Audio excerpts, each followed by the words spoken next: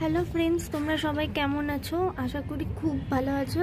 আজকে যে গাছটা নিয়ে আমি কথা বলছি সেটা হচ্ছে অক্সালিস অথবা বাটারফ্লাই প্ল্যান্ট। এই গাছটা খুব সুন্দর, দেখো মনে হচ্ছে যেন প্রজাপতি উঠছে।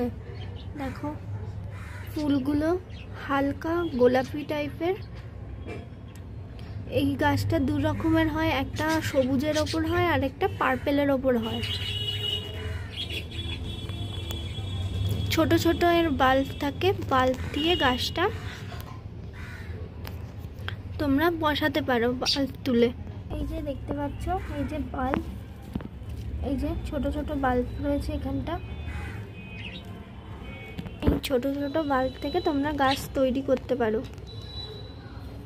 আমি যে খুব বড় টবে দিয়েছি তা না, আমি জাস্ট 6 ইঞ্চি একটা টবে বসিয়েছি, তাতেই এরকম হয়েছে। তেমন কোনো এই গাছটা পরিচর্যা লাগে না, হালকা রোদ্দুর জায়গাতে বসালেই খুব সুন্দর হয়। এটা শীতকালে খুব সুন্দরই হয়, আর গরমকালে একটু রোদ থেকে একটু বাঁচাতে হয়।